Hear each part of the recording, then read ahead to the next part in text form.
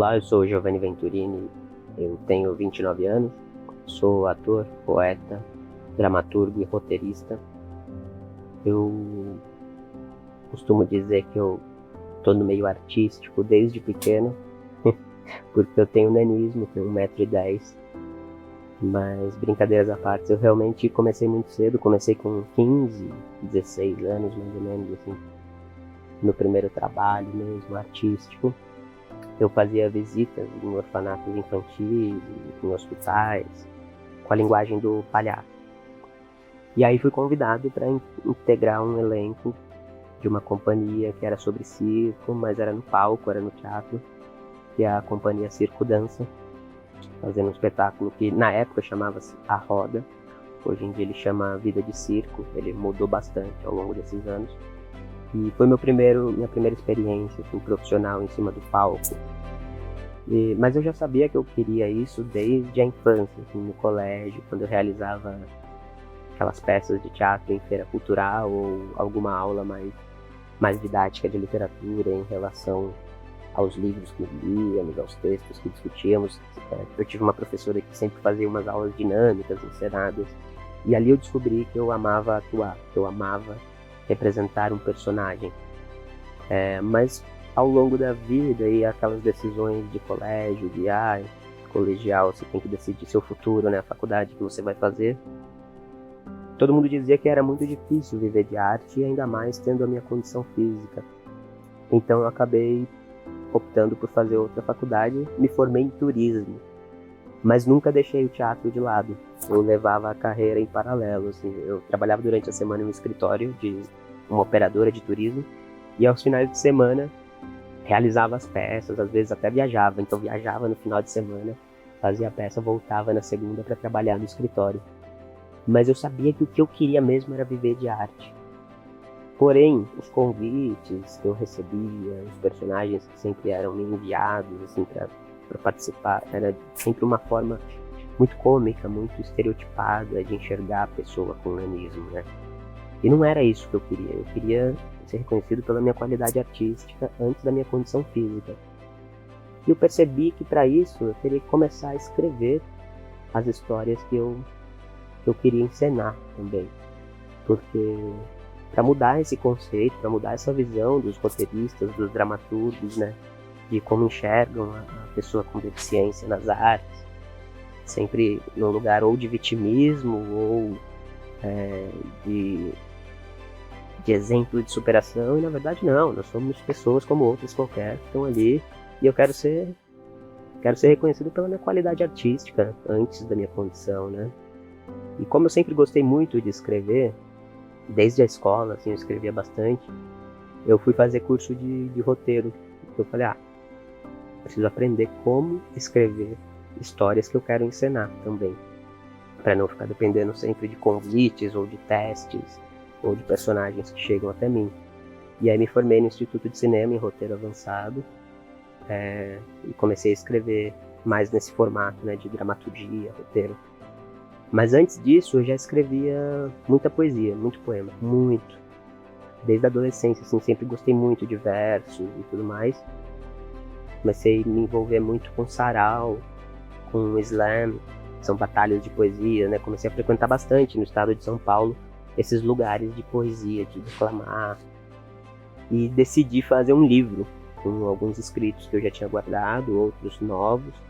O livro é o A Não Ser, que é meu primeiro livro de poemas. Foi lançado pelo Selo do Burro, que é um selo independente, do meu amigo Daniel Minchoni. Ele foi um grande incentivador para eu escrever e publicar um livro. E aí aqui eu tenho essa brincadeira, né, com o termo a não ser, um jogo de palavras. Eu gosto muito dessas brincadeiras. E o título vem também para trazer essa busca, né, do que é ser anão numa sociedade que é tão padronizada, que pregam corpos perfeitos, né, que é ter nanismo. O termo anão é até um termo errado de usar, mas eu queria fazer esse trocadilho, a não ser. E o livro ele traz muitos poemas que falam sobre isso, mas não só, tem outras questões também, não só do nanismo, porque eu também não queria ficar preso em discutir apenas isso, né? Porque as pessoas com deficiência são lembradas sempre em datas específicas de dia da luta da pessoa com deficiência ou dia da pessoa com nanismo, para falar sobre o tema. E o resto do ano são esquecidas, né? Não é isso que eu quero, entender. Eu acho que é importante falar sobre isso, mas não só, né? Não ficar preso nesse lugar. Então, o meu livro de poemas fala sobre isso, mas não é só sobre isso. Lancei ele em 2015, de forma independente, junto com esse selo que comentei, o selo do Burro. E de lá pra cá continuei escrevendo, de tudo, assim, desde poemas, de dramaturgia, de roteiro. Mas alguns anos atrás, em 2018, eu senti a vontade de fazer um monólogo sobre a questão de ter nanismo. E aí eu criei junto com um amigo meu dramaturgo, que é o Bob Bach. A gente fez a dramaturgia do meu solo, do meu espetáculo, também intitulado A Não Ser, que é essa busca do significado da palavra não. Qual significado me preencheria mais, assim. Então eu passo, durante o espetáculo, eu passo por definições de dicionário, definições de termos médicos, definições de crianças, e ele é feito muito com alguns poemas do livro, né? Surgiu a partir de alguns poemas do livro, então ele é sempre feito de uma forma lúdica, poética, misturo muito a linguagem do circo, do teatro, porque eu gosto muito da linguagem do circo, e eu comecei como palhaço, né? Mas é engraçado como enxergam a figura da pessoa com nanismo também muito ligada ao circo. Tem sempre esse lugar ligado ao palhaço, né? O amor ergue a lona, anda na corda bamba e devagar se equilibra para não estragar a cena. A contorcionista faz de tudo com seu corpo, só não domina as contorções e contrações do coração teimoso. O homem mais forte do mundo, em seu trailer parece frágil. Sonha encontrar alguém que enxergue sua beleza e não tenha medo de sua força. Já a senhorita do tecido é perita em se enrolar nos lençóis de quem lhe desejar. A trapezista apaixonou-se pelo mágico, mas ele só a deixou iludida. Disse que a amava para toda a vida e logo em seguida, mais nada sentia, e com um truque ilusionista passou a se atracar com a moça da bilheteria. A mulher barbada quer se depilar e ficar mais sensual. Que coisa mais ultrapassada, é para ver se conquista o cara da perna de pau. Esse, por sua vez, se apaixonou pelo atirador de facas. Que tremenda enrascada, porque o cabra é macho, desses que não tira a peixeira debaixo do braço. E com a moça da cama elástica ele tá de caso. A engolidora de espadas tá cuspindo fogo de raiva e não engole essa história de que o domador quer ficar só. Mas isso é medo de amar, porque é o único bicho que ele não consegue domar. Certa vez, o apresentador presenciou uma cena sem igual. Todos os 4 malabaristas numa brincadeira grupal. Era um tal de bolinha no chão, clave na mão, aro para tudo quanto era lado, e o apresentador, correndo assustado, entrou em trailer errado e acabou consolando o homem-bala e seu canhão calibrando. Ai, o palhaço. Sempre tão hilário, mas tão solitário. Chamou a todos daquela lona, mas não levou nenhum romance à tona. Prefere sonhar acordado com cada um, com cada qual, com todos juntos ou individual, do que se envolver de verdade, quebrar a cara e se dar mal. É o único que é livre do amor e tem o amor livre de si, mas como qualquer outro dali, por amor chora e também sorri. Agora, esperto mesmo é o anão, que com ninguém dali se envolve, mas no fim de cada sessão, com alguém da plateia se resolve, todas curiosas com o tamanho do seu coração, ou com o desempenho na hora da paixão. E ele tem que sempre estar disposto em saciar a curiosidade, levando todas as pessoas da cidade para o número mais aguardado ao término de cada espetáculo. Não é só isso. É por isso que eu digo que o amor é um circo. Seja por enroscos ou choro, carícia ou gozo, só sabemos que chegou ao fim pelo som dos aplausos ou as lágrimas no rosto. E eu amo, o palhaço foi muito importante para me aceitar. Na minha adolescência, quando eu descobri o palhaço, foi um facilitador para aceitar a minha condição física, sabe? Eu aprender a rir de mim, mas não é aquele riso de deboche que vinha do outro, ou um riso agressivo, ofensivo. É saber usar a minha condição física, mas com um humor inteligente. E aí isso que eu busco no palhaço, na linguagem do circo. Aí fui aprender outras linguagens, né? Malabares, acrobacias de solo, outros tipos de acrobacia. Então eu não fiquei preso nessa figura da pessoa com nanismo ligada ao palhaço, ao cômico. E eu trago isso no meu monólogo também. Então tem alguns momentos circenses, alguns momentos um pouco mais engraçados.